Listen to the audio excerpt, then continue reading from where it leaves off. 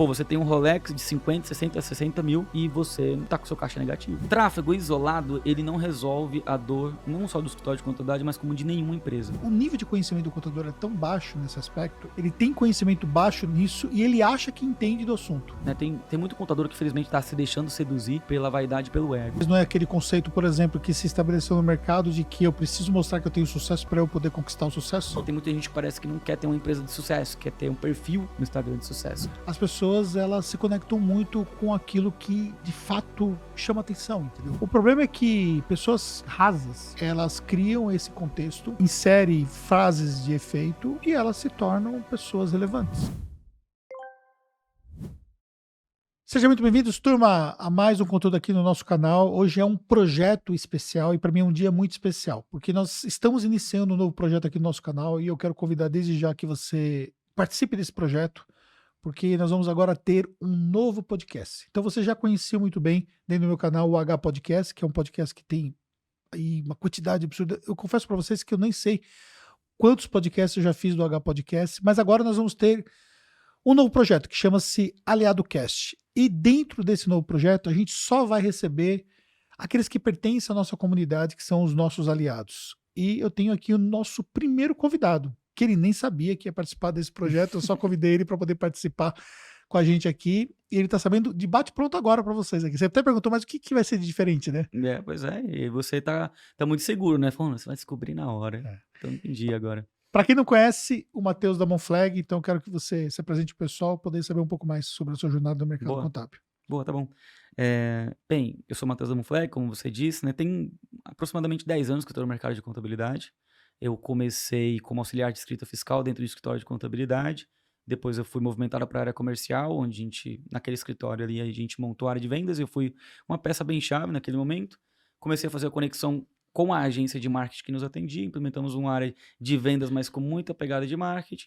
E em 2020 eu resolvi sair do escritório, depois de 5 anos de jornada lá. Eu comecei, éramos eu e mais um diretor, um dos donos, né, na área comercial. Eu saí de lá, já tinha em torno de 4 a 5 pessoas, e aí deu muito certo, né, ou seja, em outras palavras, né. E aí eu saí de lá para empreender e abrir a Monflag, né, em 2020, com foco em atender escritórios de contabilidade para fazer um pouco do que eu fiz nessa empresa de contabilidade para outros escritórios. Atualmente a gente atende aí aproximadamente 500 escritórios de contabilidade no Brasil inteiro, mais de 22 estados. Tem ainda alguns clientes fora do Brasil e a gente basicamente faz estruturação de marketing e vendas para empresas contábeis, desde quem está fora da internet a se estabelecer até quem já está na internet a começar a aumentar a performance, principalmente de vendas. Bom, e o objetivo dentro desse novo projeto é a gente bater um papo, mas bater um papo assim de forma muito aberta, sem papas na língua. E quem conhece o Anderson Hernandes de perto sabe que eu tenho essa característica, né? Às vezes você vê ali pela rede social, pelo Instagram propriamente, ou às vezes vê meus vídeos aqui no YouTube e você não tem a noção exatamente do que eu sou de fato quando eu tô ali no ambiente sem filtro, né? E o objetivo é a gente ter o menor filtro possível e a gente falar abertamente de vários temas. A gente analisou aqui alguns temas que são relevantes para o mercado contábil e a gente vai transacionando por esses temas aí, a começar falando um pouco sobre performance de empresas contábeis, o que interessa muito para vocês que estão investindo para poder ter resultado em marketing. Você defende muito, Matheus, que investimento em tráfego não dá resultado, né? E aí eu quero que você traga a sua visão em relação a esse tema. Tá, legal. Eu me considero, né? Eu me considero assessoria de growth para contadores. A gente só nos posiciona dessa maneira, já que a gente vai falar sem filtros, né? A gente só nos posiciona dessa maneira porque a gente entende que esse termo ainda não é tão disseminado no mercado contábil. Então ele mais confunde do que ajuda. Então por isso que a gente adota, né, essa denominação de agência. O tráfego isolado, ele não resolve a dor, não só do escritório de contabilidade, mas como de nenhuma empresa. Então é isso que eu acabo defendendo. Eu defendo uma estrutura de vendas mínima viável para um escritório de contabilidade, beleza? Essa estrutura de vendas ela vai partir de um posicionamento, vai partir sim da geração de demanda, pode ser via mídia paga ou via mídia orgânica, a gente vai falar de SEO nesse caso. Depois a gente vai falar de um processo de inside sales minimamente viável, que é um pré-vendas, que vai agendar uma reunião para um contador, e esse contador vai entrar na reunião, vai apresentar uma proposta e vai fazer uma venda. Eu ainda vou além, eu acho que se ele entrar na reunião e tentar apresentar como ele apresenta para alguém no mundo offline, a chance dele fracassar é muito grande. Eu acho que ele tem que entrar com outro viés, que é um viés que é de geração de valor primeiro, depois proposta e venda. assim, resumidamente, a gente pode falar sobre isso se você quiser, tá? Mas eu acredito num funil diagnóstico no mercado contábil. Então, o que é esse funil diagnóstico? Eu identifico necessidade, quando a gente está falando de uma venda de terceirização contábil, tá? Troca de contador. Você identifica oportunidades, apresenta a solução e a contabilidade ela é como se fosse uma implementação de um ganho que eu estou gerando para esse empresário. Esse ganho pode ser uma redução tributária, pode ser uma redução de custo operacional por alguma razão, enfim, por aí, sabe? Então, acho que a gente vende contabilidade sem vender contabilidade. Não sei se você conseguiu entender, enfim, se a nossa audiência conseguiu entender, mas eu acredito nessa linha de raciocínio. Na prática seria como se você fizesse uma pré-análise da empresa que você vai vender. Isso. E nessa pré-análise você já tem ali um histórico e consegue identificar pontos que são pontos de atenção que a empresa precisa ajustar para poder começar a ter uma performance desejada. Total. Essa performance pode ser uma regularização contábil fiscal, pode ser uma redução tributária, pode ser ali mitigar alguns riscos que ela tem Perfeito. dentro do seu negócio. Então, com base nisso, você faz essa identificação e isso vai tornar a venda muito mais factível, né, do ponto de vista de resultado. Assim, pensa o seguinte, eu vou até trazer um exemplo prático, já que a gente está falando de aliados, vou trazer uma pessoa que, para a gente trazer, para dissecar o case, que é o Edu da Health Contábil. Eu acho que não há problema nenhum de falar sobre ele, a gente se conheceu recentemente, ele é um case ali que a gente está construindo juntos. Ele foi visitar a Moonflag, eu conheci ele lá, e eu fui entender a operação de vendas dele. Ele atende médicos.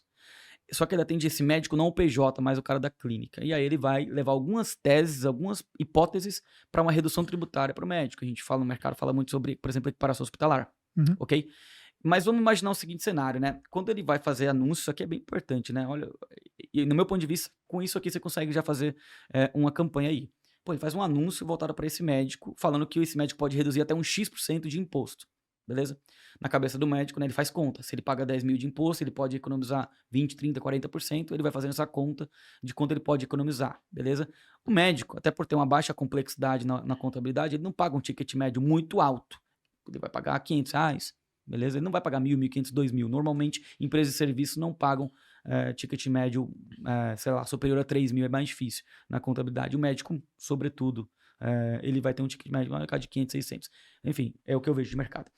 Aí, beleza, eu fiz esse anúncio falando que esse médico pode economizar 10, 15, 20, 30% a partir de uma hipótese que ele nem precisa saber que é equiparação hospitalar. Ele só precisa saber que ele pode economizar. Médico, eu sou especialista no segmento, pode fazer economizar 20% de imposto mensal. Beleza? O médico, por sua vez, ele se interessa, né, nesse assunto. O anúncio não é sobre contabilidade. O anúncio é sobre ajuste e redução tributária.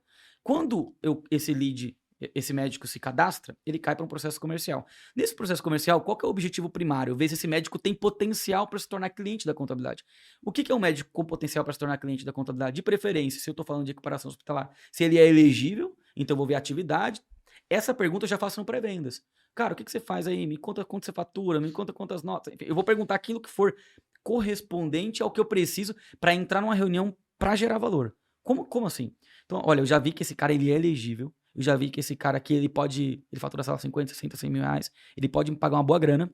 Ele tá pagando pra contabilidade R$300 e ele tá pagando mais de imposto do que o que ele deveria. Cara, concorda? Se você vende pra médico, você viu esse cenário antes da reunião, é o cenário ideal dos mundos. Então eu vou entrar na reunião, cuidado.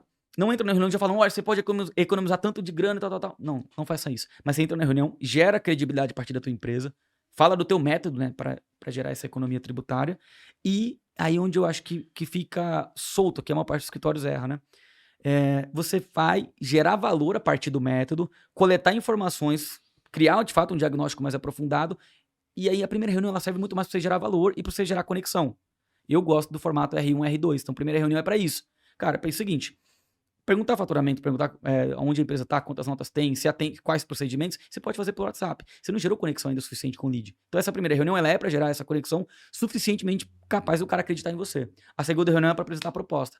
A proposta, você pode ter alguns caminhos, né? Você pode cobrar um ticket médio maior para implementar essa redução e você vai ancorar em cima da economia. Eu gerei 5 mil de economia, nada me impede de cobrar 2 mil e esse cara ainda está economizando 3 por mês. Então, essa lógica aqui eu acho que é perfeita, que eu estou dando exemplo de médico, mas ela poderia se aplicar para contabilidade, na assessoria mensal, para e-commerce, para restaurante. E aí, quando você está falando de venda consultiva, eu gosto dessa lógica. E você entende que o tráfego aqui só foi uma etapa? Sim, total. E contador sabe vender nessa condição aí? Não. A gente não tem muitos. Cara, há casos. Hoje a gente tem capacidade de fazer toda essa parte da estrutura do anúncio até chegar no pré-vendas. O Du, por acaso, ele já tinha feito em 2 meses, até gravou um vídeo, tem até no nosso Instagram, você pode ir lá consultar.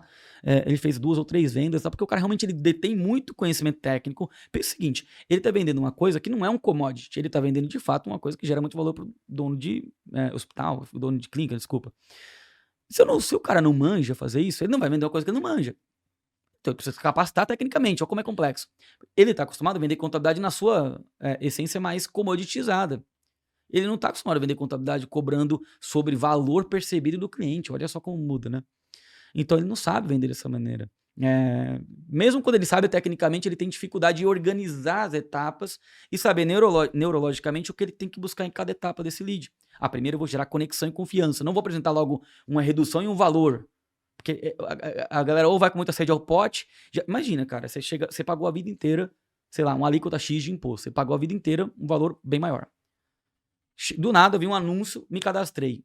Falei com uma pessoa pro WhatsApp, ela me fez algumas perguntas, caí numa reunião pra falar com você. Na reunião você já me fala que você fez um mega estudo da minha empresa e que eu vou economizar 10 mil reais de imposto por mês, que eu vou economizar 120 mil no ano. Não parece meio charlatã essa oferta? Não tem lógica. Né? Não tem lógica, cara. Peraí. Somente para um médico que ele não tem conhecimento tributário de modo geral. Total. E aí ele tem uma questão própria de ser muito tradicionalista, né? Total, cara. E isso acontece, porque é coisas que eu já vi. Então você chega na reunião, você já fala direto, olha, eu vou economizar tanta grana, tá.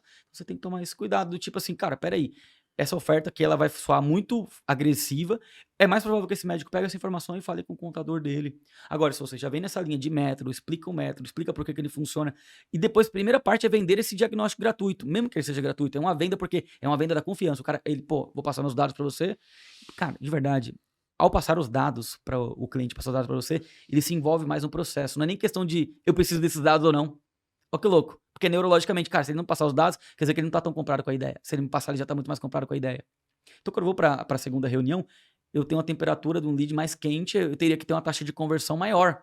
E esse cara, ele em nenhum momento ele está comprando contabilidade. Ele está comprando redução fiscal implementada a partir da troca de assessoria contábil. E por que ele troca de assessoria contábil? Porque ele está trocando para uma especializada, isso vai doer menos na relação do contador. Cara, fica tranquilo, o problema não é com você. O problema é que eu estou procurando alguém especializado no meu segmento. Então, tudo isso aqui tem que ser pensado, né? Sim.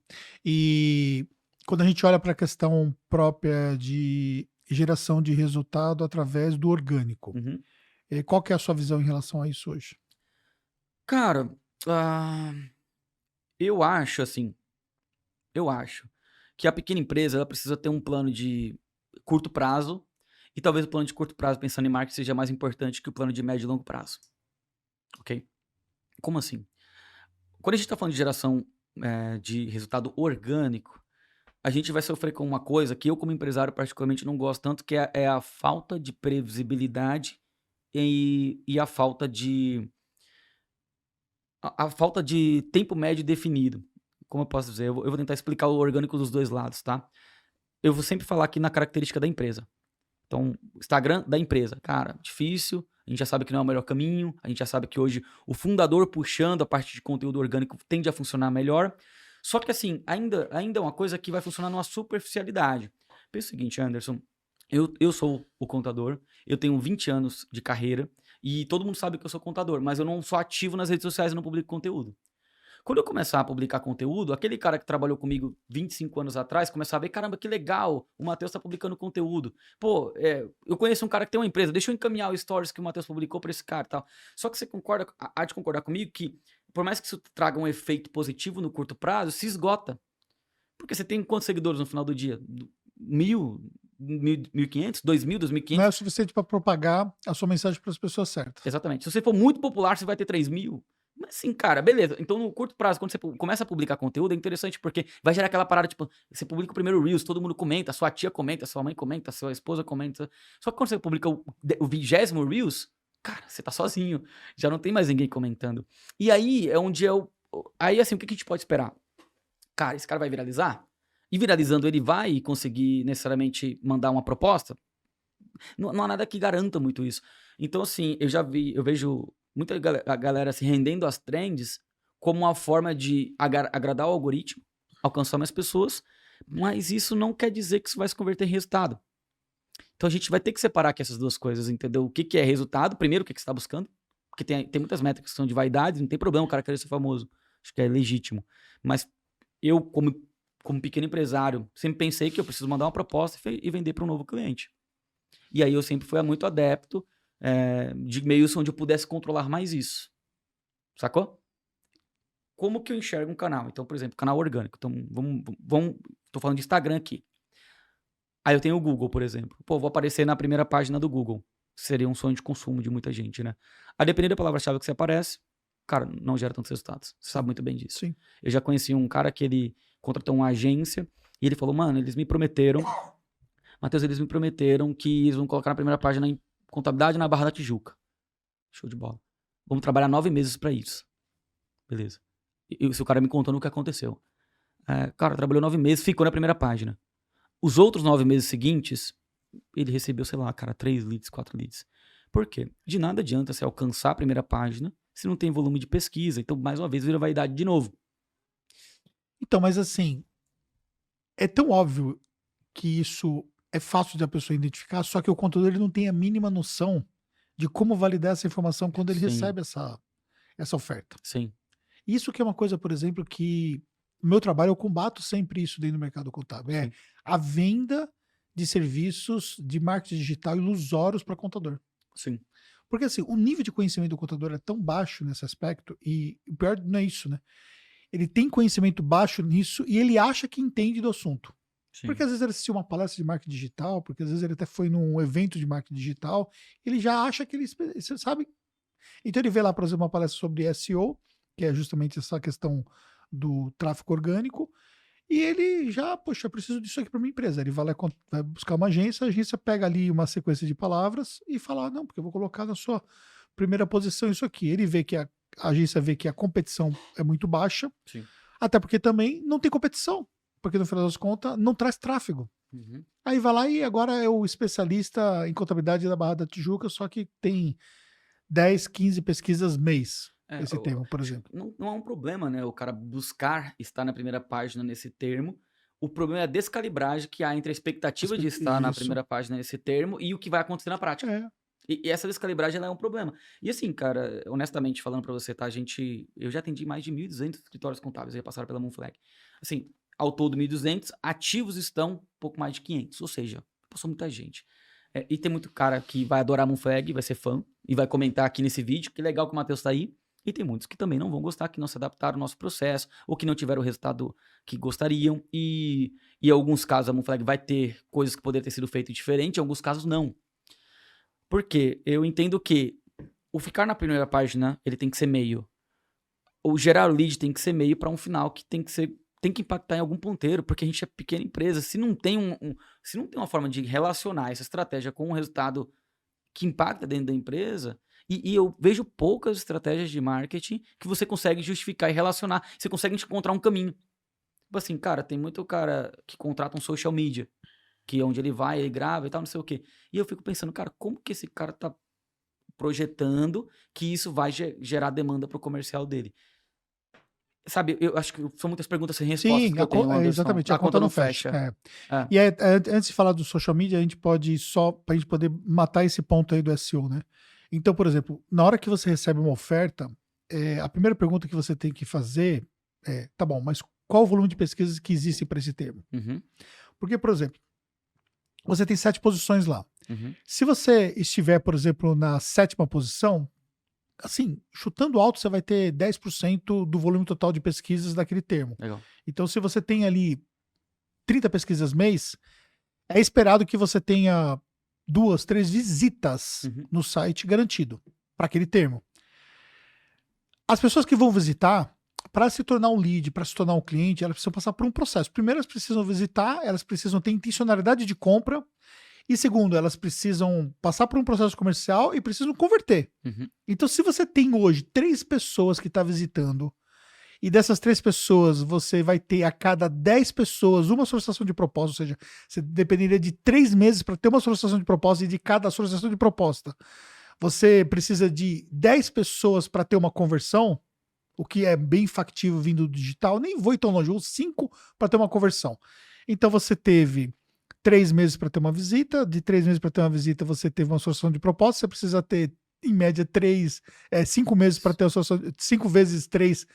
Cara, você vai passar um ano e você não consegue ter uma conversão, fazer uma conta bem simples de padaria. Então, o ponto é, te prometeu para a primeira página, tá? Qual é o volume de pesquisa? Qual é o volume de pesquisa que você tem para esse tema? Temos 1.000 pesquisas mês. Opa, 1.000 pesquisas mês. Então, se você estiver na primeira posição, espera-se que você vai ter por volta de 30% garantido. Em muitos casos, você vai ter 50%, dependendo do tema, você pode ter quase que 100%. As pessoas vão clicar na primeira posição, o que é meio que natural, a pessoa que está na primeira posição. Estando na primeira posição, na 7ª posição, na 3ª posição, ainda assim você não tem garantia nenhuma de venda. Por quê? Porque você depende de outro fator, que é o fator específico de você conseguir ter um processo de venda, ter o lead qualificado, coisas que o Matheus já falou. Só que nesse meio tempo todo, você tem uma questão de que a agência de marketing digital ela não pode prometer, então, ou seja, ela não tem como garantir o tráfego orgânico. Sim. Ela pode te prometer, se ela for fazer uma campanha de marketing, ela pode te prometer que ela vai gerar um volume de leads. Sim. Se o lead vai custar mais caro ou mais barato, é uma questão de leilão. Correto. É questão de ajuste de copy, é questão de ajuste de criativa, é questão de ajuste de público e tal. Mas ela pode garantir, olha, nós vamos buscar 100 leads. E a gente estima que para trazer 100 leads, a gente vai ter o custo por lead entre X e Y, e pode ter uma variação, e se a gente não errar, a gente vai trazer no custo máximo de tanto. Pronto. No orgânico, você não pode dar nenhum tipo de garantia. Por quê? Porque, por exemplo, você não consegue performar, porque não depende exclusivamente da agência. E aí já entra ali a questão de você ter uma promessa de estar na primeira página, ter alguma coisa errada. Ou está prometendo estar numa primeira página onde você não tem pesquisa orgânica suficiente, Sim. ou está prometendo estar na primeira página num termo que você tem pesquisa orgânica, mas você não tem garantia nenhuma. Total. Sim, são muitos fatores, né? Mas eu acho que é por aí. Eu, particularmente, gosto muito de estratégia orgânica como uma expansão de estratégia. Eu acho que a gente tem que Ela vem focar... associada a outras coisas. Exatamente. Eu gosto muito dela nessa linha de raciocínio para a gente reduzir um pouco o custo de aquisição de cliente, e que em mídia paga, em performance pura, ele é muito alto e cada dia está mais alto. Sim. Então, primeiro, assim, decidir se você quer jogar o jogo do digital, acho que vem consigo algumas decisões a nível de planejamento, que eu sei que como dono de escritório contábil a gente lava as mãos, mas eles muitas vezes são papel do dono, que é, cara, entender um pouco a noção do público que você quer atingir, entender um pouco quais são os diferenciais que você vai levar para esse público, e entender um pouco sobre como esse mix de diferenciais e público eu posso construir ofertas. Eu dei um exemplo aí da equiparação hospitalar, porque ficou muito conhecido no mercado, mas é uma oferta boa, entendeu? É uma oferta bacana. Essa oferta é a oferta que talvez sei lá, você que está me ouvindo aqui quer trabalhar, gostaria de trabalhar. Não, eu tenho uma coisa aqui dentro que eu faço, mas assim, que tem os mesmos parâmetros, os mesmos modos. Eu acho que esse ponto de partida é bem legal. Boa. Porque é ele que vai garantir que a sustentabilidade da parada no longo prazo, entendeu? E aí você falou sobre social media, né? Então, qual a sua visão hoje sobre contratar um social media? Cara, eu acho que quando bem orquestrada funciona, e quando... Assim, fala a verdade, né? Tem muito contador que, infelizmente, tá se deixando seduzir pela vaidade e pelo ego, né? Então, eu acho que a gente vive um momento muito, muito delicado, assim, onde a gente já não sabe mais o que é real, o que não é, onde tem muita gente se deixando levar pela influência e pelo lifestyle. E empreendedores de verdade, eu acho que eles são aqueles que priorizam o resultado na última linha, digamos assim. Então é muito fácil seduzir pela ideia, é muito fácil achar que você filmar no seu dia inteiro, você vai conseguir ter algum tipo de resultado parecido com o que aqueles grandes gurus mostram. E aí você acaba tendo um escritório pequenininho, que fatura 30, 40, 50 mil, e às vezes seu escritório está no momento que você deveria estar focando em como monetizar mais a sua carteira, como cobrar melhor do teu cliente, como cobrar melhor e gerar valor para as indicações que você já recebe, como que você pode construir oferta, diferenciais e definir o cliente. Tudo isso que eu falei um pouco antes, você está assim, nossa, mas espera aí, e se eu fizer uma contratação de um social media para viralizar um vídeo de trend que é, sei lá, uma dancinha? Sabe? Então, eu entendo que isso se mistura a todo momento. E aí, cara, meu ponto, tá? Tem muita gente que parece que não quer ter uma empresa de sucesso, quer ter um perfil no Instagram de sucesso. E são coisas do meu ponto de vista diferentes. Eu acho que eu posso ter 10, 20, 30, 40, 50, 100 mil seguidores e ter uma empresa completamente irrelevante, e eu posso ter uma empresa muito relevante, uma empresa excelente, como diz Jim Collins, e, cara, não ter um perfil na rede social que bombe, entre aspas. Então eu acho que É que são coisas. existe, Eu desassocio essas duas coisas. Eu não acho que elas estão totalmente relacionadas, não. bom, existe um glamour, né? Ter uma pessoa te gravando, né? Existe um glamour. Cara, é assim, velho, eu vou falar a verdade. O empreendedor, ele vive num feudo, né? Então, assim, você tem a sua empresa, não é a sua empresa, é um império. Então, você tem a sua sala, o seu reinado, as pessoas são seus súditos. Cara, tem você como grande nobreza e a plebe. E você se acostumou com isso. Você que tá aí do outro lado, tá me ouvindo, né? Cara, para pra pensar sobre isso. Em muitos casos, a tratativa que você tem, que você se dá como empresário, ela é totalmente diferente de todo mundo na empresa. Então, a gente começa a ter. Eu vejo isso, eu enxergo isso, entendeu? Converso com empresários, às vezes, que tem empresas muito menores que a Moonflag, que eu observo um pouco e dá pra ver que, como, não querendo entrar em mérito julgando, mas assim, eu vejo que eles levam a vida pra um outro lugar dentro da empresa, entendeu? E às vezes eu vejo problemas elementares dentro dos próprios negócios deles que eu falo, cara, não faz sentido. Esse cara tá. Vou fazer um paralelo aqui bem forte, talvez, tá?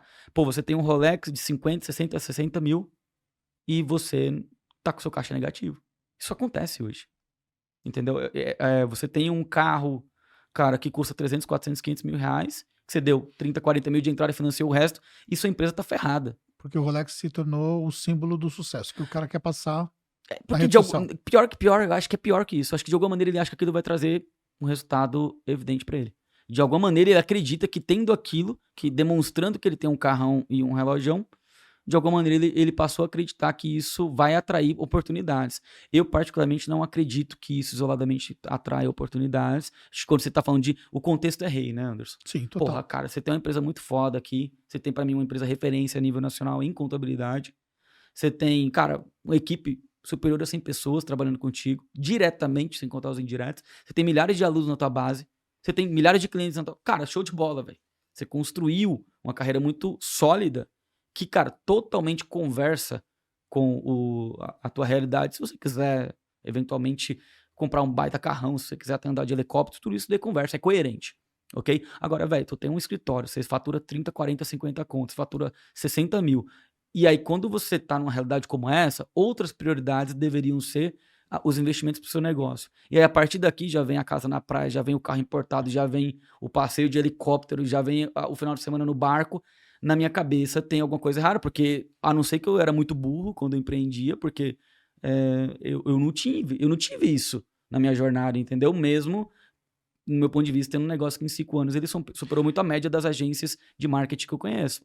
Mas talvez não é aquele conceito, por exemplo, que se estabeleceu no mercado de que eu preciso mostrar que eu tenho sucesso para eu poder conquistar o sucesso? Não, talvez não, talvez não. É isso, não é talvez, eu tenho certeza. Cara, sinceramente eu tô muito cansado dessa narrativa de, cara, você ter que, infelizmente, ter que parecer uma coisa pra você sentir que você tá incluído em um grupo. Entendeu? E eu, sinceramente, eu tô muito mais. Eu sempre fui uma pessoa, você me conhece, a gente já se conhece há um tempo. Sou uma pessoa pragmática, pé no chão. Pra mim, eu não faço um movimento se eu não achar que ele tem algum retorno previsto ali na frente. Não tem sentido na minha cabeça, entendeu? Só que, infelizmente, hoje eu acho que a gente tem muitos empresários sendo guiados por vaidade e ego. Muitos empresários, inclusive no setor contábil, sendo guiados por vaidade e ego. Você vê, cara, eu acho que algumas coisas estão um pouco em escanteio, a própria leitura. Pouca gente lê.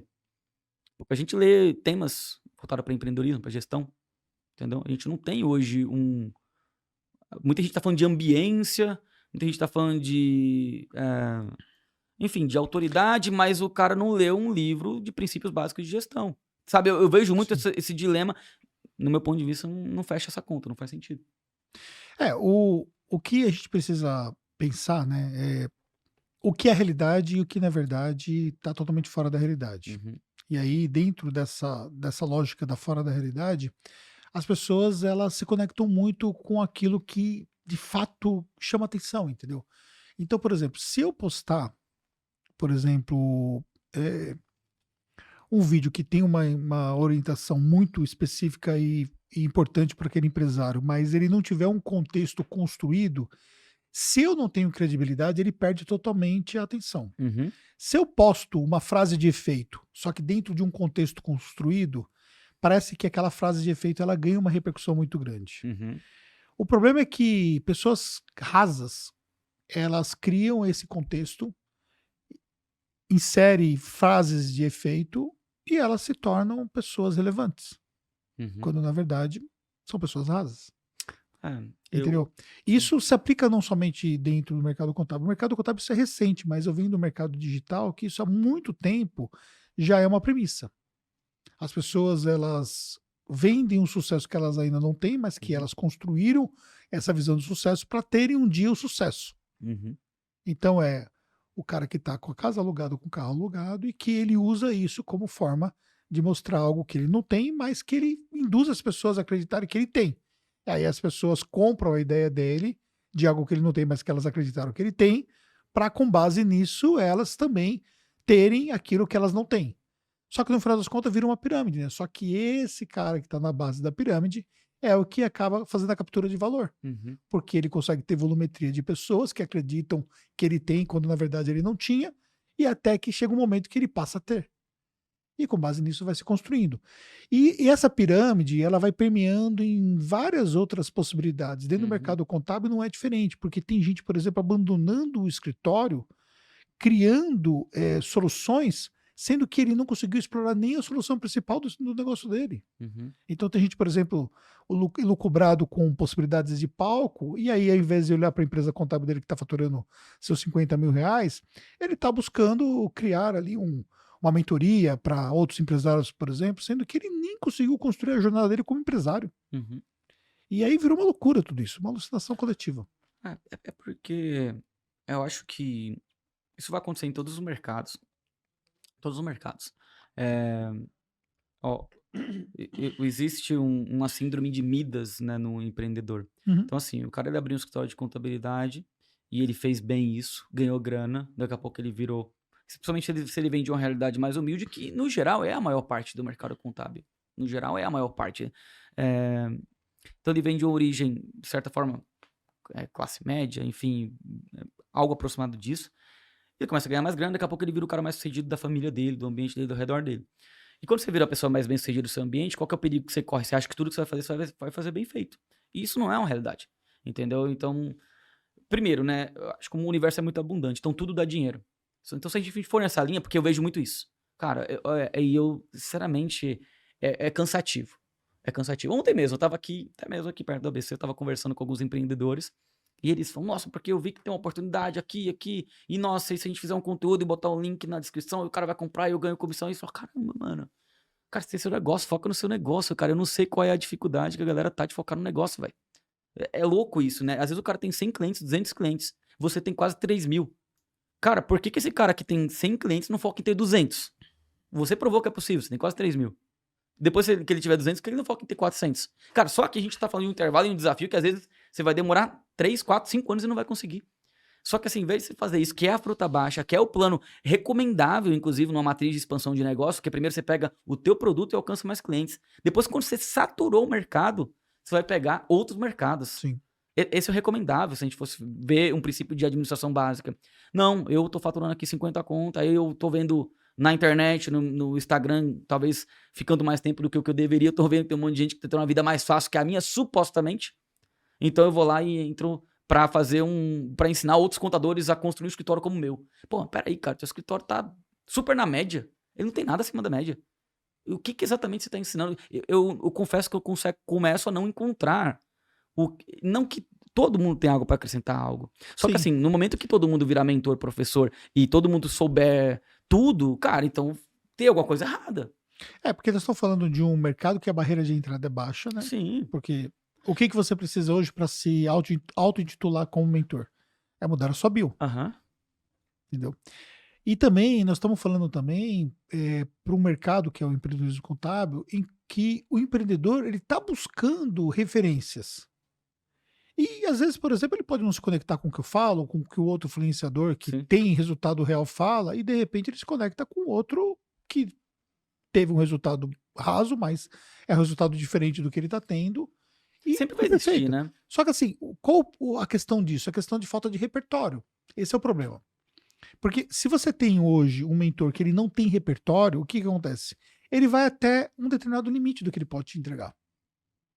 Uhum. E aí, dentro desse limite, ele bate no teto, porque ele mesmo tá no próprio teto. Sim. Então, por exemplo, quando você quer aprender alguma coisa com alguém que já chegou onde você quer chegar, você tem ali, claro que o caminho não vai ser igual, mas você tem ali uma visão muito clara de que aquela pessoa já construiu uma trajetória para chegar naquele ponto. Sim. Quando você quer aprender com alguém que não chegou até lá, na verdade você está muito próximo daquela pessoa. Então, o que que a pessoa vai te agregar? Ela Uhum. pode te agregar, às vezes, um hackzinho, ela pode agregar uma estratégia, mas ele não tem repertório. Uhum. E a falta de repertório chega um momento que faz uma diferença muito grande para o empresário. Por exemplo, hoje eu falei com dois membros da aliança, né? Uhum. Então, a aliança de resultados são nossa comunidade, né? E os aliados, né, como o Matheus são os membros da aliança. Então, eu falei com 2 aliados. Um deles estava passando um problema muito sério ali na parte de recursos humanos, Uhum. e o outro estava falando sobre um M&A que ele está objetivando fazer, né? Então Legal. ele tem um outro empresário contábil que quer juntar com a empresa contábil dele, então eles estavam determinando ali uma possibilidade, por exemplo, de o que que é mais factível, né? Juntar as carteiras ou transferir a carteira para o outro cuidar e pagar um percentual sobre a carteira e tal, Uhum. porque o outro tem outro negócio lá e ele não está conseguindo dar muita atenção, mas ele tem uma carteira interessante segmentada. Enfim, são 2 assuntos completamente distintos, completamente diferentes. E simplesmente eu expliquei de um jeito, de uma maneira para um, e as informações que eu preciso ter e os próximos passos que a gente vai ter, e para o outro, da mesma forma, dentro do contexto dele. Isso é repertório. Sim. Então, ou seja, a gente consegue transacionar sobre diferentes assuntos e com base nesses assuntos você já tem vivência. Ou você tem vivência porque você passou por isso, ou você tem vivência porque você está dentro de uma comunidade que você tem outros aliados, como é o nosso caso, que passam por isso. Então, às vezes, pode acontecer, por exemplo, de eu ter ali uma pergunta sobre uma segmentação específica, que não é a segmentação que eu tenho na Tactus, e que eu não domine, ou que eu nunca tenha trabalhado com isso, mas eu tenho lá um outro aliado que pode ajudar. Uhum. E aí a gente se faz valer da força da comunidade para poder ajudar. Então, o ponto em questão é, como a barreira de entrada para a mentoria é uma barreira muito baixa, Uhum. então qualquer pessoa ela pode se intitular mentor, então, consequentemente, você tem hoje um mercado que é fragmentado, Uhum. de pessoas que estão ensinando outros contadores a fazer coisas que eles nem fizeram. Uhum. E aí que está o ponto. Quando você busca esse tipo de ajuda, é importante você considerar o que essa pessoa construiu. Uhum. E eu sou uma pessoa muito verdadeira em relação ao meu trabalho, porque tem muita coisa que eu não construí. Por exemplo, a gente tem uma unidade de BPO financeiro, mas eu não sou referência em BPO financeiro. Uhum. E fatalmente, a gente recebe dentro da aliança membros que estão buscando orientação sobre BPO financeiro. Quando o assunto é BPO financeiro, eu me coloco na posição de aluno, Uhum. junto com os outros aliados. Por quê? Porque eu não sou referência nisso. Ah, mas nós temos uma carteira. Sim, mas nós não somos performáticos. Ponto. Então, ter clareza daquilo que eu sou capaz de ajudar e ter clareza de aquilo que eu não sou capaz de ajudar, quem eu posso buscar de ajuda para ajudar, e também ter clareza também de que nós precisamos de ajuda, é uma coisa verdadeira. Uhum. E esse é um ponto em questão, é você ser verdadeiro. Agora, quando eu passo uma imagem que ainda que seja verdadeira, mas ele pode atrair as pessoas pelo motivo errado, Uhum. aí é o ponto que realmente eu falo sobre a questão da glamorização da contabilidade, que é justamente você criar de forma artificial uma visão da contabilidade que não é a contabilidade real. Uhum. E a contabilidade real não é sobre você andar de Porsche, ainda que você possa andar de Porsche. Não é sobre você ficar se deslocando de helicóptero, ainda que você possa fazer isso. Uhum. Entendeu? Mas dentro do contexto, cara, quantas vezes eu saí com a família, a gente fez alguma coisa e tal, a gente pegou ali, vamos de helicóptero. Mas esse é um contexto familiar, não é o contexto do meu negócio. Entendeu? Por quê? Porque o meu negócio não demanda isso. Sim. E ainda que se demandasse, será que justificaria financeiramente falando eu me deslocar de um ponto A para o ponto B pelo nível de cliente que eu vou atender para essa conta fechar? Sim, sim. E a conta não fecha muitas vezes e você usa isso estrategicamente para poder passar uma imagem que na verdade não é a imagem real do mercado. Sim. Eu acho que assim, todo mercado tem outliers, né? O Sim, meu mercado, ele também total. tem. E também eu sei que tem contadores que têm essa condição, tá? Total, total. Total. E eu gosto de acreditar nisso. E eu gosto É, de olhar dessa maneira. sim. Tipo assim, por exemplo, o que você construiu como empresário contábil não é uma realidade da média de mercado, ponto. Ok? Vamos partir desse princípio. Tal. E isso vai impactar em tudo, cara. Vai impactar na viagem que você pode fazer, vai impactar na casa que você vive, no carro que você dirige. Tá tudo bem, entendeu? Você é um outlier, você conseguiu, a partir de multifatores, um resultado acima da média, ok?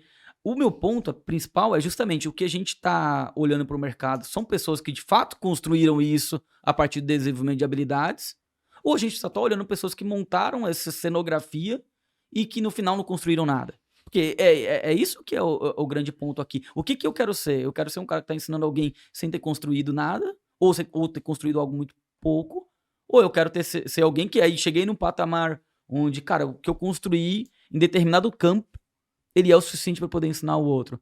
E eu posso estar muito enganado, mas assim, o que eu vejo de mercado é isso. É o cara que está querendo ensinar, ele sequer aprendeu, ou sequer ele tem um resultado fora da média em algum ponto para ele querer ensinar. Mas por quê? O foco tá só na vaidade, no ego e no palco. E isso é de verdade, cara. É uma coisa que, no meu ponto de vista, eu acho lamentável, entendeu? A gente tá se esforçando tanto para buscar um reconhecimento, para talvez saciar uma emoção ou suprir uma necessidade de algo que, no meu ponto de vista, é vazio, não leva a sua empresa para lugar nenhum. Cara, eu vou contar um relato para você. Eu tava conversando com um empresário que não é contador e ele tava num desses grupos, beleza? De mentoria e tudo mais. Cara, ele investia em torno de R$ 15.000 por mês, entendeu? Ele ficou um tempo lá e tal, por mês, R$ 15.000. Uhum. E não teve teve um desentendimento, uma coisa, enfim, não foi uma coisa que ele saiu e depois veio essa, putz, caramba, cara, fiquei todo esse tempo aqui e tava investindo essa grana e tal, e talvez, né, um pouco carregado por essa ideia. E esse cara muito competente, que se bota energia, se botava, porque assim, não é só a grana, tá, Anderson? É o foco, velho. Eu acho que nós que somos empreendedores, a gente deveria ter um foco absoluto e um tesão, e uma tara pelo aquilo que vai mover o ponteiro da empresa. Entendeu? Matheus, você tá falando isso, você tá aqui no podcast. Pô, esse podcast pra mim aqui é estratégico. Nesse momento que eu tô na minha empresa, depois de quase 6 anos aqui empreendendo, isso aqui faz muito sentido pra mim. Eu não tava aqui com você quando a gente tava lá precisando aumentar uma base. Então, assim, eu sinto muito essa falta desse feeling, essa sensibilidade. O que é a prioridade da empresa? O que é? Eu faço hoje parte de alguns grupos de mentorias, mas, cara, eles têm objetivos estratégicos. Sim. E todos eles encaixam com planejamento e, sobretudo, minha empresa ano contra ano ela cresce numa taxa muito superior à média de mercado. Então, eu procuro encontrar essa arbitragem entre o meu esforço e o meu resultado. Não pode ser ao contrário, tem que ser assimétrico. Sim. O meu esforço e o meu resultado tem que ser resultado sempre maior que esforço, resultado sempre maior que esforço. Quando começa a ser muito esforço, entende esforço por dinheiro, Sim. por tempo, por dedicação. Se não é assimétrico, cara, a gente tem um problema. Semana que vem, por exemplo, é feriado e eu vou estar no Mastermind, que é um Mastermind que eu já estou no ambiente já fazem 3 anos, né? Uhum. Cara, o que eu levo em consideração? Primeiro, né? Se eu me conecto com um mentor, ponto. Uhum. Então, com as ideias dele, com os valores que ele tem, as pessoas que ele traz no palco. Segundo, se o ambiente é um ambiente de construção. Uhum. Então, se você está num ambiente onde as pessoas estão com foco só em vaidade, ou se as pessoas estão ali porque elas querem contribuir, então é uma construção mútua onde todo mundo acaba se colocando na condição de poder ajudar. Então, em alguma coisa eu vou ajudar, outras coisas eu vou ser ajudado. Sim. Então, isso e também se fecha a conta de deixar o meu tempo do meu negócio, deixar o meu tempo da minha família para estar ali. Sim. Então, eu vou estar, por exemplo, num feriado que eu poderia estar com a família. Vai ser um dia de feriado que vai pegar ali. Eu poderia estar viajando com a família, eu vou abrir mão de estar com a família para poder estar dentro do ambiente. Essa conta fecha? Cara, porque assim, tem coisa que não volta. Agora, o que acontece, né? As pessoas realmente, às vezes, elas gastam a sua energia com os objetivos errados. E isso tem a ver muito com a falta de maturidade, tá? Às vezes a pessoa, de forma muito realista, ela acredita que aquilo é importante para ela. Mas pela falta de maturidade, ela acaba muitas vezes vendo algo que ela acredita que faz sentido, mas de uma forma muito pragmática não faz o menor sentido. Uhum. Isso se aplica a um evento, isso se aplica a uma mentoria, isso se aplica a muita coisa que você faz, inclusive Sim. até os convites que você aceita. Sim. Eu comecei falando, exemplo especificamente da mentoria, né? Mas trazendo de uma forma mais ampla, e a gente fala muito sobre isso aqui, porque a gente está dentro do ambiente que é o Aliado Cast, que é um ambiente dentro da aliança de resultados. Mas trazendo de uma forma mais ampla, esse olhar para o todo. Então, à medida que você vai ganhando maturidade profissional e pessoal, você vai escolhendo o que faz sentido. Por exemplo, essa Uhum. nossa pauta aqui, a nossa conversa aqui, daquilo que nós fizemos hoje aqui, que você veio fazer na TAC, já Sim. estava marcado o quê? Coisa de 3 semanas atrás? Sim, sim, Já sim. estava marcado. E para nós é muito prático isso. Por quê? Porque é algo que faz sentido para mim, algo que faz sentido para você e tá tudo certo. Sim. E às vezes pode até não fazer sentido para um dos dois, mas por conta de uma construção de relacionamento passa a fazer sentido. Uhum. Só que às vezes a pessoa, ela simplesmente ela tá num lugar porque ela não sabe falar não. Porque ela não tem a capacidade de escolher. Uhum. E aí a pessoa vê o tempo dela consumir e o tempo que ela poderia dedicar a mexer o ponteiro da empresa dela, que é o que Sim. você citou, ela não faz. Sim. Eu tem uma coisa que sempre achei que era besteira, velho. É bullshit, né? Como a galera gosta de dizer no digital. Que é a tal da visão. A visão do negócio, a visão do negócio, a visão do negócio. Eu sempre trabalhei com metas claras. Ok? Nunca a gente trabalhou, nunca a gente existiu na Moonflex sem saber quanto que a gente queria faturar naquele mês e naquele ano. Nunca. Desde quando a gente abriu a empresa. Parece uma coisa muito simples, né? A pergunta que fica é quantos escritórios de contabilidade hoje trabalham sobre a ótica de ter uma meta de receita no mês e uma meta de receita no ano? Eu sei que existem, mas é a minoria do mercado. É a minoria. E a gente está falando de um exercício extremamente básico, que é um planejamento de metas e objetivos da empresa para aquele ano. E o que é paradoxal, né? Porque o contador, ele tem É. todo o viés numérico. Total. Eu vou chegar até nisso. Mas assim, por que o cara não faz um planejamento? Já que ele sabe. Cara, qual que é o contador que não sabe botar uma planilha janeiro/26, arrasta até o final e depois ele vai lá colocando comparativo no.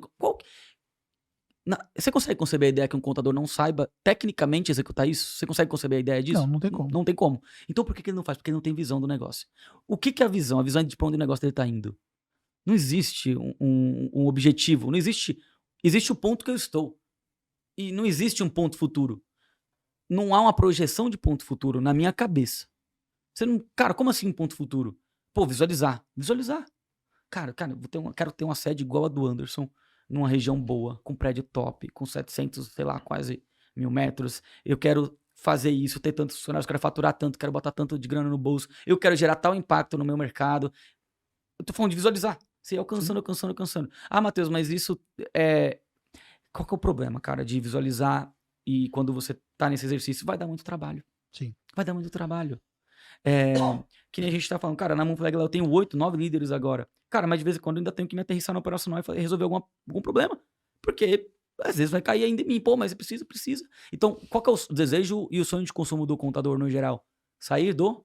Operacional. Exatamente. Por que sair do operacional? Porque foi vendida essa ideia, né? E eu não tô dizendo que tá errado. Eu hoje não sou um cara operacional, estou aqui com você a tarde inteira. De manhã eu tive algumas reuniões que são reuniões de alinhamento com a equipe. Então, assim, não botei a mão na massa hoje. Só que se eu precisar botar a mão na massa amanhã, eu vou botar. Não tem problema. Faz parte, cara. Tô crescendo pra caramba, então às vezes eu não vou conseguir equilibrar todos esses pratos. Tá tudo bem, eu tô disposto a esse jogo. E de verdade, acho que a gente vai fazer um resultado com a prestação de serviços que às vezes o cara que tá lançando ali um produto que ele julga mais fácil, ele não vai conseguir fazer nunca. Você tá entendendo? E às vezes ele poderia fazer com o serviço que é core dele. Mas ele não faz por quê? Porque ele não projetou uma visão pro negócio dele. E se ele não projetou uma visão, aí a visão vai ser projetada pelo outro, Anderson. Sim. Entendeu? Então eu não tenho a minha visão. Então o cara disse que eu viver de Porsche, relógio, Rolex e o lifestyle é bom, então essa vira a minha visão do que é uma coisa boa pra mim. Porque eu não construí uma visão minha. Sim. Então eu abri espaço pra alguém botar uma visão na minha cabeça. Boa. Você falou uma coisa de visão e me lembrou um pouco, cara, uma coisa que eu nunca falei sobre isso, tá? Pelo menos que eu me lembro, tá? Mas me lembrou um pouco como que eu projetei para onde a minha empresa poderia chegar. Uhum. Lá nos primórdios, né, da minha empresa contábil, existia uma revista do Sescom São Paulo, e essa revista todo mês, quando saía a edição, saía um estudo de caso. Ficava na última página da revista esse estudo de caso. E nesse estudo de caso, eles pegavam um case de uma empresa contábil lá, e eles faziam ali contava a história da empresa, tirava foto e tal. Uhum. Cara, eu cortava da revista os estudos de caso, eu catalogava aqueles estudos de caso. Por quê? Porque eu via aquelas empresas que estavam na revista como sendo referência. Claro. Diferentemente de hoje, né, que a gente produziu um case da Tactus, depois você vai no canal da É o Monflag. é o que a gente tá fazendo, É só o que que a gente tá fazendo. digital. Isso, é digital. Nós produzimos o case da Tactus no canal da Monflag, depois você vai ver lá. Sim. Diferentemente de hoje, que tudo isso é muito acessível, antes não era. Então, eu dependia de ter acesso a isso aí. E aí, isso aí era exemplo para mim, porque eu falei, cara, um dia minha empresa vai ser igual essa aqui. Um dia minha empresa vai ter essas características dessa outra aqui. Ou seja, eu catalogava porque servia de referência para mim. Nós não tínhamos também referências sobre gestão de empresas contábeis. Eu me lembro de 2 livros que eu li. Um livro, se eu não me engano, o nome do autor era Pedro Ernesto Fabri, acho que era isso. Se eu não me engano, ele era da Flaumar Contabilidade. E o outro, acho que era, se eu não me engano, era da Confirp, que era um outro autor. Era 2 livros focados em empresas de contabilidade. Uhum. E de forma coincidentemente, ontem eu fui na casa da minha mãe e o meu escritório ficava onde hoje é a casa da minha mãe, só que minha mãe mora em cima e o escritório embaixo. E a parte de baixo nunca, depois que o escritório saiu de lá, nunca mais foi ocupada por ninguém. Então é um imóvel da família e esse imóvel tá lá. E tem algumas coisas minhas lá. E dentre as coisas que tem lá, tem esses livros. São 2 livros de gestão de empresas contábeis, muito antigos mesmo. E hoje você encontraria, sei lá, se você encontrar no sebo, vai ser até difícil de encontrar. E eles estão lá. E era a referência que eu tinha sobre gestão de empresa contábil, cara. Era a referência que eu tinha, era aquilo ali. Uhum. E hoje, toda aquela falta de informação que existia sobre como construir uma empresa, sobre como fazer a gestão, sobre como você ter referência do que é uma empresa de sucesso, etc e tal, isso está disponível assim, Em abundância. em abundância. Só que essa abundância também traz um nível de confusão na mente das pessoas. Uhum. Porque as pessoas, elas não sabem mais o que é realmente real, Uhum. qual é a referência real.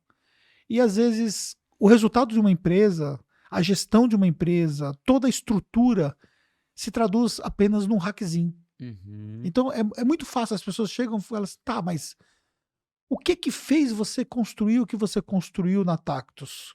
Qual foi o ponto principal? Cara, porra de ponto principal. Uhum. O que tem é toda uma trajetória de 30 anos para chegar onde nós chegamos e Sim, ponto. sim. De um monte de erro, um monte de acerto, de coisas, por exemplo, que a própria sorte também nos proporcionou. É tipo assim, você está no lugar certo, no momento certo e deu tudo certo, sabe aproveitar. Uhum. É um monte de fatores. Então, ou seja, não dá para você traduzir apenas num único fator positivo para poder gerar tudo isso. Por isso que eu falo sobre a importância do repertório. Uhum. Sim. E o que você está falando aí é exatamente o que o Jim Collins fala no livro Empresas Feitas para Vencer. Sim. Ele vai justamente. Tem um determinado momento onde as entrevistadas, os líderes que representam as empresas vencedoras, que cresceram acima da média, eles perguntam exatamente a mesma coisa. O que foi que aconteceu? Nenhum deles consegue responder um ponto. Porque são uma soma de fatores, que aí o livro vai dizer que é o volante da gestão, enfim, que vai tratar cada pilar como se fosse um volante de aceleração. E olha só que louco, né? Cara, você vê, né? Esse livro é fera pra caramba. O último item que o Jim Collins coloca são os aceleradores tecnológicos. É o último. Depois de pessoas, liderança, enfim, não vou lembrar agora todos os itens que estão no livro, mas ele bota o último, eu lembro muito bem, porque me marcou muito. Aceleradores tecnológicos. É quando você, cara, tem tudo organizado antes e agora você vai acelerar, você vai, você vai crescer, vai explodir. Por onde que o escritório de contabilidade normalmente começa qualquer tipo de solução? Implementando uma ferramenta para resolver. Então, ele não tenta desenhar processo, ele não tenta ver qual é a pessoa, ele tenta resolver com a ferramenta. Não tô nem falando que seja errado puramente. Só que, cara, você vê uma carência de processos e desenho de processos. Sim, total. Você vê uma carência de esforço cognitivo para tentar. Cara, não tô falando que vai conseguir, porque eu também não sabia e não sei de tudo. Só que eu tento. Tento, sabe? E falta isso, cara. Falta isso. Eu quero perguntar pra você qual é o hackzinho. Entendeu? E não tem porra de hackzinho, é o que você falou, entendeu? Mas, cara, o que você testou aí? Cara, não fiz nada e tal, não. Qual que é o desenho? Ah, eu quero implementar a área comercial. Cara, me diz uma coisa, o que, que você acha que vai funcionar? Cara, o cara não vai a porra de um vídeo no YouTube de 10 minutos. Nossa, isso. Cara, então assim, sabe, esse é o tipo de coisa, e eu tô falando aqui, não vale só pra empresário contábil, eu acho que é uma dor do empreendedor no geral. É, cara, é aquela coisa, né, estatística, as empresas morrem no Brasil em até 5 anos, não tem isso? Muito forte, né? Então a gente vê esse dado do Sebrae, 50% ou mais das empresas morrem até 5 anos, beleza? E a gente vai botar sempre a culpa. Pô, o contador não ajudou o empreendedor, o tributo é muito alto. Cara, sabe qual é a verdade? O empreendedor no Brasil, ele é horrível. Cara, ele é muito ruim, ele é muito Sim. amador, ele é muito despreparado. Ele assim, ele é horroroso. E é isso que faz com que ele quebre. E não o contador, não o tributo. Entendeu? O empreendedor não valoriza o contador, beleza? Sim. A culpa não é do contador. O empreendedor é horrível, ele é horroroso, ele não tem uma conciliação financeira, ele não tem um extrato conciliado, ele não tem um sistema de gestão, ele sonega, ele não emite nota. Cara, isso tudo é culpa do contador? É culpa do governo? Não, desculpa, cara. Acho que a gente tem que começar a atribuir responsabilidade onde tem que ter responsabilidade. O cara abre empresa, ele não faz plano de negócio. O primeiro dinheiro que ele pega, ele já quer rapar o caixa, quer botar no bolso, quer comprar um carro novo.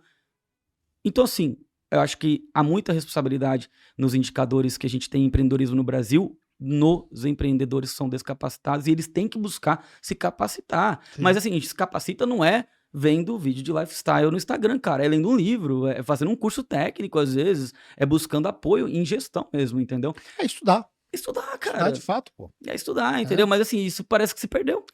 É porque, assim, a base técnica, ela deixou de ser relevante. Uhum. Então, por exemplo, eu sou um profissional de marketing, além de contador. Uhum.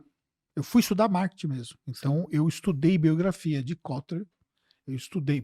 Para poder falar sobre marketing contábil, qual era a referência que existia? Não existia referência. Não existia. Não existia livro de marketing contábil. Como é que foi a minha base para começar a falar sobre marketing na contabilidade? Tem um livro de Philip Kotler, que é Marketing de Serviços Profissionais. Não. Então, pensa na seguinte conceitualização. Marketing geral, aí você tem a estratificação do marketing. Marketing das empresas de varejo, o marketing das empresas industriais, é tudo diferente. Aí tem o marketing de serviços, aí tem o marketing de serviços profissionais. Legal. Então, o serviço profissional, ele tem crença própria, que é diferente do marketing de serviços. Em serviços profissionais, você tem serviços jurídicos, você tem serviços de contabilidade, você tem serviços médicos e tal. Então, nesse livro, ele trazia uma clareza. Está aqui, tá aqui o livro. Ele trazia uma clareza. Se eu não derrubar aqui o microfone, né? Exatamente. Tá aqui. Ó, você pegar o livro, Philip Kotler, Marketing de Serviços Profissionais, você pegar o livro, tá inteiro, ó. Marcado. Inteiro marcado, ó. Você pegar o livro todinho marcado. Uhum. Dá pra pegar aí? Uhum. Todinho marcado. Então, ou seja, isso aqui é você, de fato, parar para poder estudar. Entendeu? Ó, as pessoas podem optar por profissionais que cobram honorários elevados em detrimento dos que cobram mais barato em situações em que é percebida a existência de risco elevado. As pessoas concordam em pagar honorários altos aos profissionais que detêm imagem e reputação positiva. Legal. Aqui é um capítulo só falando, que eu abri aqui aleatoriamente. Sim. Falando só sobre honorários. Os honorários não constituem um fator preponderante na decisão de contratação quando os serviços profissionais são cobertos por apólice de seguro. Legal. Ou seja, cara, isso aqui é um livro de que ano? Esse livro foi escrito em 2002. Em 2002.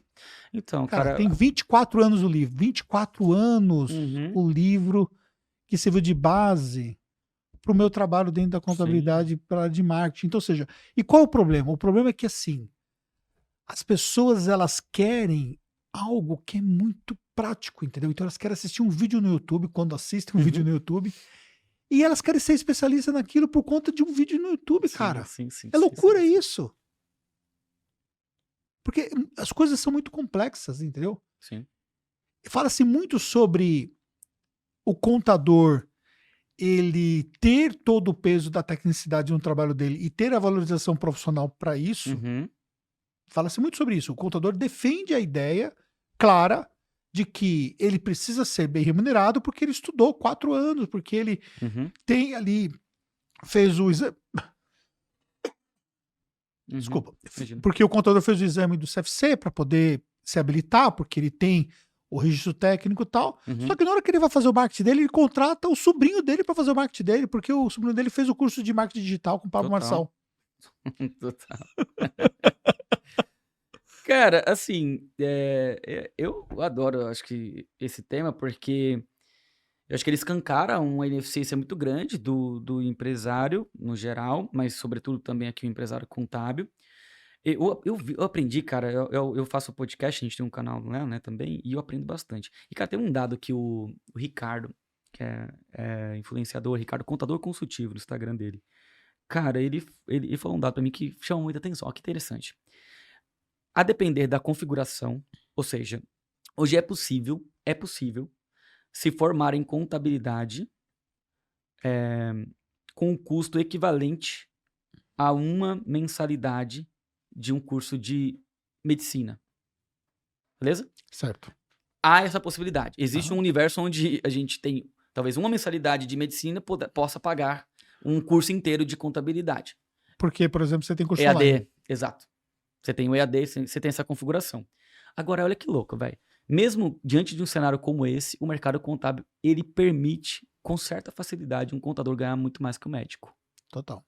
E num tempo muito menor do que o médico levaria. Interessante, né? Então, assim, mesmo diante dessa configuração que nós dois acabamos de concordar, um dos discursos mais fortes que existem é que o mercado não valoriza Valoriza. o contador. Sim. Então, ou seja, olha que louco que a gente está falando. A gente está falando que o custo para se formar em contabilidade de uma graduação inteira pode se equivaler ao custo de uma mensalidade de medicina, e a gente acabou de concordar também que é muito factível que um contador ganhe mais que o médico se ele empreender, se ele fizer as coisas corretamente em um espaço menor de tempo. Mas ainda assim, a narrativa que determina o mercado contábil é que o empresário não valoriza. E essa não valorização, eu já vou entender que ela é uma outra coisa. Não é que o empresário não valoriza, é que o contador não se posiciona, a gente já sabe disso, entendeu? Mas o contador não se posiciona. Por que ele não se posiciona? Porque a vida dele ela é bem confortável, cara. Eu acho que a gente tá vendo, né, fundos cada vez mais com interesse no mercado de contabilidade. A Sim. gente tem uma rentabilidade boa, a gente tem uma previsibilidade, cara, muito bacana. A gente tem um LTV, um tempo de permanência na base que não existe, não tem Sim. muito precedente em outros mercados. Todos esses fatores são suficientes para transformar inconfortável demais a rotina do empresário contábil. Ele não precisa se preocupar se ele vai vender para um novo cliente, 2 novos clientes, 3 novos clientes no mês que vem. Ele já sabe que o que ele tem é suficiente para ele pagar as contas dele, para ele guardar uma grana se ele for organizado e para ele viver muito bem. Não existe isso em outra realidade, cara. Eu na Moonflag, se eu não tiver um processo eficiente comercial, daqui a 3 meses a empresa é outra. E ela vai ter uma tendência de queda. Ah, mas é a Moonflag porque a Moonflag é ruim. Não, toda empresa é assim. Toda empresa é assim. Uma empresa de serviços jurídicos, se ela não tiver um processo comercial, ela não vai conseguir continuar crescendo. Dificilmente isso vai acontecer. Uma empresa de tecnologia, a mesma coisa. Então, todos os negócios funcionam de uma maneira e em aspecto de arquitetura e de receita. O mercado contábil ele funciona de uma maneira muito diferente em aspecto de arquitetura e de receita. E isso molda culturalmente o contador assim, tipo, cara, se eu perder esse cliente aqui, você é meu cliente, Anderson. Se eu te perder, você me paga R$500, R$1.000. Puta, eu não sei se no mês que vem vai entrar um outro. Então eu prefiro ceder para você, para que você, sei lá, se você tá me apertando por desconto, então eu vou te falar, você pode pagar 800, pode pagar 700. Você pode não pagar, velho. Oh, que louco. Qual é o mercado que existe você ficar com o cliente inadimplente 2, 3, 4, 5 meses, 3 anos? Você já viu isso ou não? Sim, Em mercado total. contábil, já viu histórias assim? Total. Qual é o mercado, cara, que existe isso? Porque, cara, de verdade, quase não faz diferença aquele cliente pagar ou não. Se todo mundo resolver não pagar, beleza. Mas não existe paralelo para o mercado contábil em nível de gestão de empresas. Só que essas particularidades que fundos estão olhando como oportunidade de negócio, o contador ele vê, na verdade, é uma piscina quente, que ele não quer sair. Entendeu? Então, ele não vai montar uma equipe comercial, porque, cara, é louco, né, velho? Você tem um cliente que esse cliente fica na tua base 3 meses não, 3 anos, 4 anos, 5 anos, mas para você gastar R$3.000 para adquirir esse cliente é caro às vezes. É. É um nível de distorção de realidade que só existe Na contabilidade. na contabilidade, não existe em outro setor. E muitos contadores, felizmente, não se tocaram disso ainda. E aí, cara, tá aí, o mercado tá gritando isso a todo dia. Eu já falo sobre isso em conteúdos que eu produzo há anos. E o mercado tá gritando isso. E vem players com tese de M&A a dar com pau. Nunca teve tanto M&A. Por quê? Porque o negócio contábil é bom. A gestão dos negócios contábeis, no geral, não é boa. É isso aí. Cara, acho que nós entregamos um conteúdo de extrema relevância, né? Eu espero que sim, espero que tenha contribuído, né? A ideia aqui é provocar, né? A ideia aqui é provocar pensamento para que pensamentos gerem ações e mudanças, né? E para o pessoal ter contato com o seu trabalho, o Instagram, que é o... Cara, o Instagram que eu não publico quase nada de conteúdos, mas o meu Instagram tá lá, é Matheus Santos com 2 N's. Eu confesso que Pra mim, a estratégia, eu sei que. E não existe certo ou errado. Você vê que. Só um último disclaimer, né? A Monflag é uma empresa que cresceu muito mais que o Matheus, em aspectos de marca, propositadamente. Eu hoje tenho me aberto um pouco mais para produzir conteúdo, por quê? Porque eu sei que é um estratégico para a empresa. Mas nunca foi uma veia muito presente na minha gestão. Já a empresa, sim. A G Monflag, né? Você vai conseguir ter muito conteúdo de qualidade. O nosso canal no YouTube, que é a mídia que eu mais me identifico, também é um canal com muito conteúdo nesse nível de provocação. Então você pode nos encontrar aí no @gmonflag no Instagram, www.gmonflag. Se escrever Monflag aí no Google, vai aparecer todos os canais, mas eu acho que vale aqui a recomendação. Quem gosta desse tipo de provocação, nosso canal no YouTube tá bem bacana. Tem conteúdo literalmente todo dia, mais de 12 meses, todo dia provocando alguma reflexão no mercado contábil. E conteúdo de extrema qualidade, inclusive o podcast da Monflag, assim, para mim, é o melhor do mercado. Legal, bacana, muito honrado em ouvir isso de você, porque... E olha que eu sou um host de podcast, né? Mas é porque o Matheus realmente é um cara extremamente técnico e que está entregando uma qualidade muito grande e trouxe convidados bem relevantes. Boa, muito bom. É isso aí. É isso aí. Pessoal, muito obrigado.